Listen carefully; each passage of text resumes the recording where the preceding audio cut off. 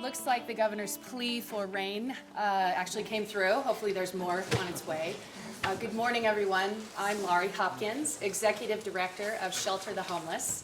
Welcome to this much anticipated opening of the Magnolia, which will provide homes for 65 individuals in our community that have been experiencing homelessness. This project is an excellent example of the public and private organizations in our community coming together to make a difference. I really want to recognize a special guest I see in the audience. Where is Wayne Peterhouser? Right here. He is our new head of the State Office for Homelessness. Thank you so much for coming. This new structure is going to be very helpful to our community. All right, I'd also like to take time to acknowledge our incredible partners, and there's a long list of them. So I'm going to go ahead and read the whole list.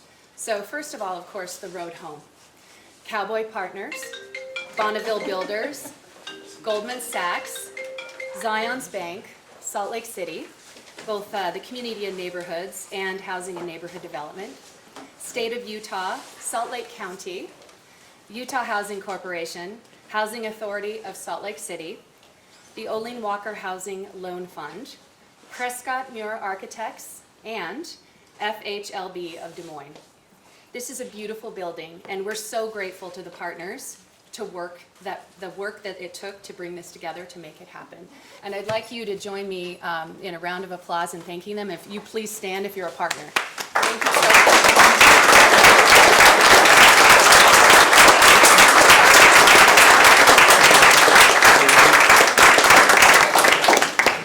So while this project is a big step forward, it's only one step. There's still a great need for continued investment in deeply affordable housing. That will help us make homelessness rare, brief, and non-recurring, which is always our goal. So we hope to see many more of these projects of all kinds that can be affordable to this population that we're serving that is so vulnerable. A couple housekeeping items. I wanted to let you all know that after the program, the Road Home team will actually be providing tours to a few of the units and to the building itself, and we'll have refreshments. And also, if you haven't been vaccinated, please keep your mask on during the program and the tours. All right, now, if you will please help me welcome the Venerable Michelle Flynn, Executive Director of the Road Home, to the podium. I'd appreciate it.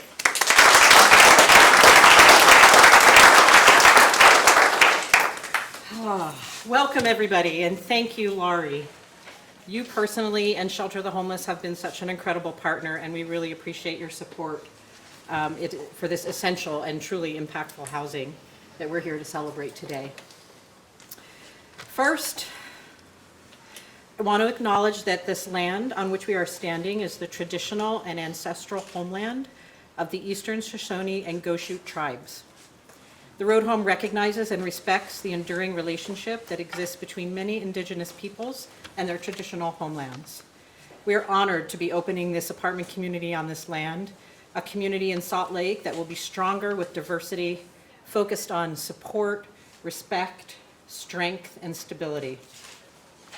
This location in particular is integral. We are eager to join this downtown neighborhood. We look forward to being good neighbors and contribute to a safe and vibrant city for everyone. Please indulge me while I make special mention of two individuals who are no longer with us, and yet, as I was reflecting on the opening of the Magnolia, I recognize that this project is here in large part due to them. Jack Gallivan, who started Crusade for the Homeless in the early 2000s, I can't remember the year, and really brought together private funders and government entities and provided seed money for the very first permanent supportive housing project at Sunrise Metro Apartments, and continued to support Grace Mary Manor and Palmer Court and others in those days. Second is Lloyd Pendleton, a great friend and a great state leader and a community builder who traveled across the states, met with all kinds of leadership and learned what was working and not working, and brought all of us together, not just in Salt Lake, but across the state, and started our focus on best practices of permanent supportive housing and housing first. So I remember them a lot today. On any given night, more than 500,000 people are experiencing homelessness in our country. and many, many more lack secure and stable housing.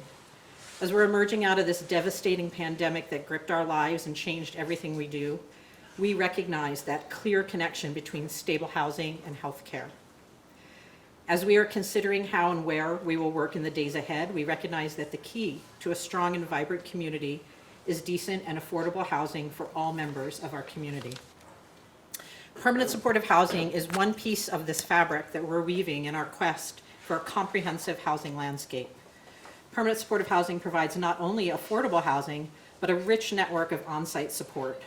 Services are centered around each individual's goals and include a focus on health, support for addiction recovery, connections with mental health assistance.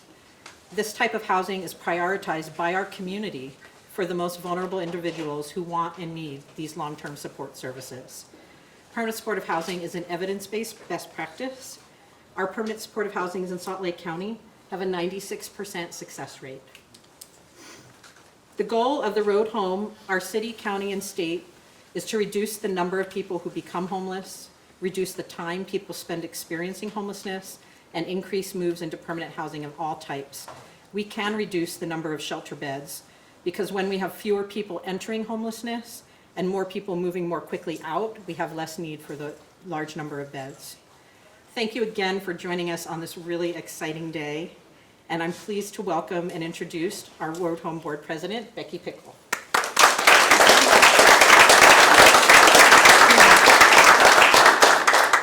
Good morning, friends. This is such a wonderful day.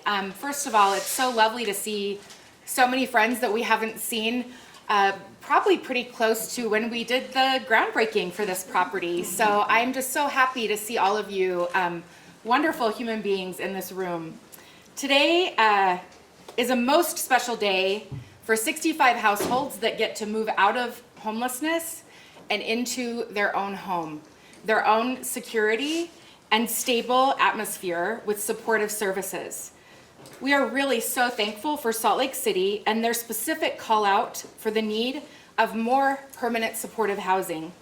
Mayor Mendenhall and her administration have been key partners in the Magnolia.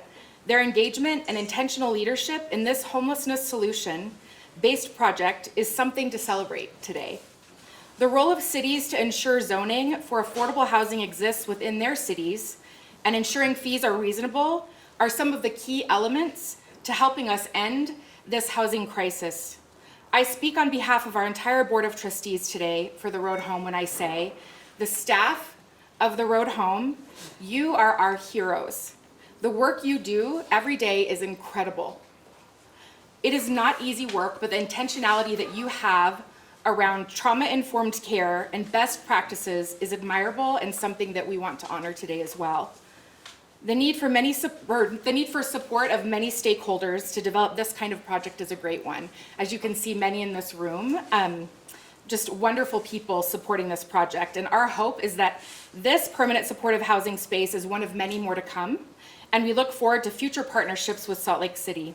And with that hope for the future, I'm so pleased to be able to introduce our 36th Mayor of Salt Lake City, Erin Mendenhall. As mayor, Erin is working hard to make Salt Lake City more environmentally and economically resilient and to take advantage of the region's historic period of economic opportunity.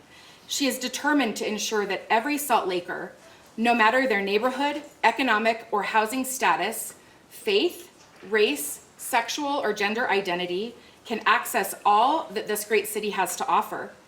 Erin's love for the extraordinary people of Salt Lake City drives an unrelenting commitment to bringing people from different walks of life together in pursuit of results for this entire city. Mayor Mendenhall.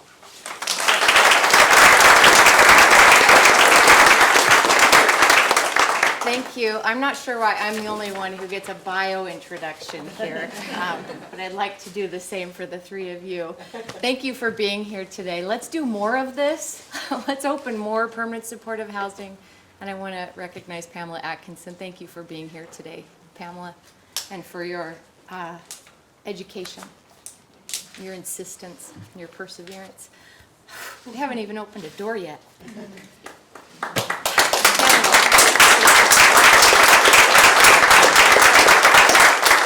It's so good to be with you today as we get ready to welcome 65 Salt Lakers into their new homes.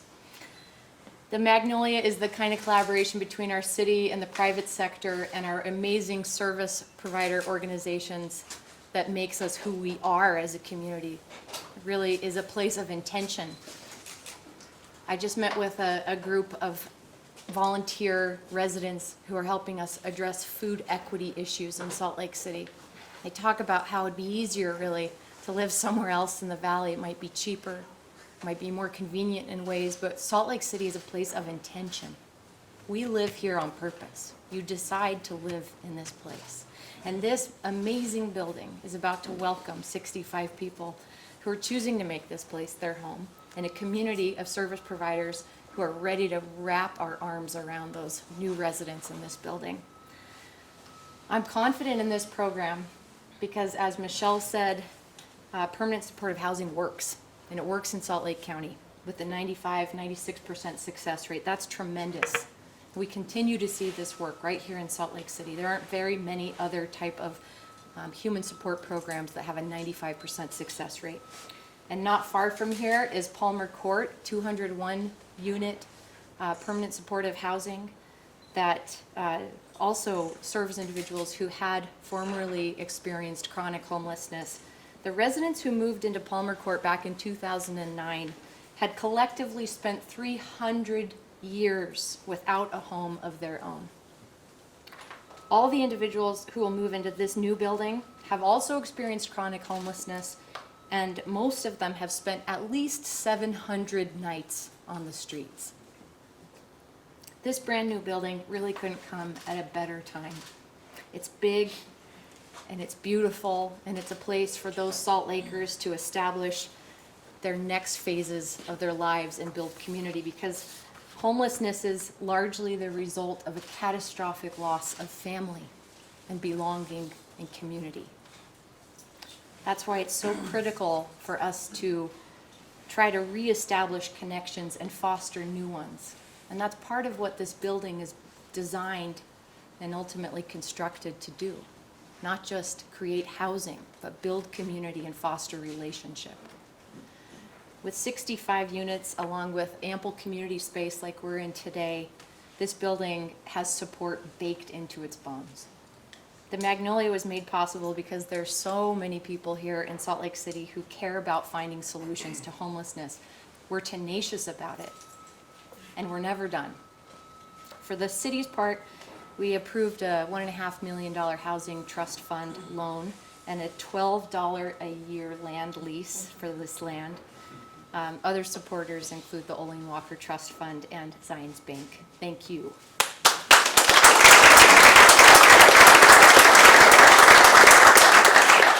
In our capital city, homelessness continues to be a multifaceted issue, and our solutions need to be as diverse and multifaceted as those individuals that we aim to serve. We know that that means that we need multiple types of housing, and it means permanent supportive housing, tiny home communities, I believe, shared housing, as our SROs have been, our shared kitchen and bathroom spaces. It means apartments, it means houses for families. It means providing support in addition to walls and roof. And it means multiple levels of government working together, not just to open the doors, but to keep things going. And we also need to make sure, as our friend Wayne Niederhauser's task is today, to make sure it doesn't fall solely onto one city. I'm also excited today because my office started a new volunteer organization called SLC Corps. Salt Lake, the state of Utah, is full of volunteer-minded people, community-centered, altruistic hearts who want to engage and help provide those solutions. So SLC Corps was formed in a response to that, and our very first endeavor was to put together kitchen kits for these units in this building. We put together 32 kitchen kits through SLC Corps, and that helps from butter knives to coffee makers, knives and dishes and kitchen towels and everything else they may need, hopefully to just ease that transition into their new homes a little bit more. But I'll invite everyone to engage through SLC Corps as we take on additional volunteer initiatives, and for you to engage us in future volunteer needs here in this building. And to our residents who are not here with us just yet today, but coming very soon, congratulations and welcome home. Salt Lake City loves you, wants you here, and we want you to feel an engaged and beloved part of our capital city community. Welcome home, and thank you to all the partners who've made this happen. Let's make more of it happen.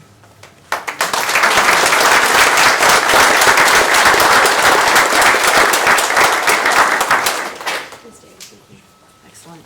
All right, our next speaker is actually Dave Dampton, who is the CEO of Utah Housing Corp. Here we go. Thank you so much for coming.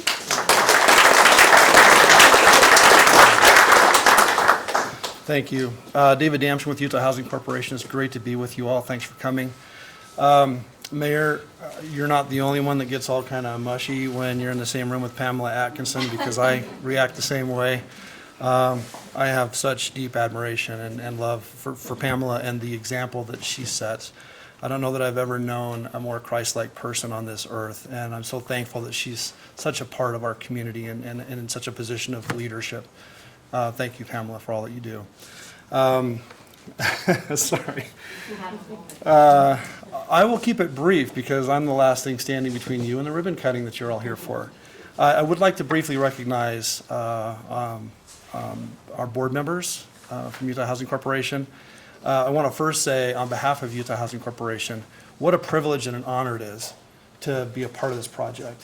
And I want to commend especially Claudia O'Grady and our multifamily housing team that administer the housing, federal low-income housing tax credits that accounted for roughly 40% of the cost of this facility. Utah Housing's commitment to permanent supportive housing is substantial. We receive federal low-income housing tax credits each year, and we have a 30% set aside for the purpose of permanent supportive housing. So our commitment to these kinds of solutions is significant. We're so excited and so thankful to be part of addressing this challenge. If I could, to our board members, Treasurer Kurt Slaw and Trish Sheffield, Lee Carter, Board Chair Laren Little, and Christina Oliver, and have I forgotten anyone? And I also want to recognize our senior management team. I mentioned Claudia O'Grady, Cleon Butterfield, our Chief Financial Officer, and Jonathan Hanks, our Chief Operations Officer. Thank you all for the great work that you do. I want to make a quick comment about the journeys that we're on together. Lao Tzu told us that a journey of 1,000 miles starts with a single step. I'm sure you've heard that. And when we think about our homeless friends that will come to this place and come to call it home, we might think that this is the end of the journey. But in fact, it's only the beginning. Because as they come here and they find a place they can call home, and they develop constructive relationships, and they receive supportive services and case management, all the resources that we're ready to bring to assist them in their journey, this is a starting point for them. And over time, we're looking to see great things happen in their lives, relationships, empowerment, and recovery. And so I asked the question, those of us that are here joining in the fight to meet the challenge of homelessness, what is our journey? And I would say that our itinerary was prescribed by William Penn when he said, it's something like, we pass through this world but once, and any good that you can do now, and any kindness that you can show now, for we shall not pass this way again. And with that, thanks again for being here, and I'll pass it on to whomever is in charge of the ribbon cutting, and thank you.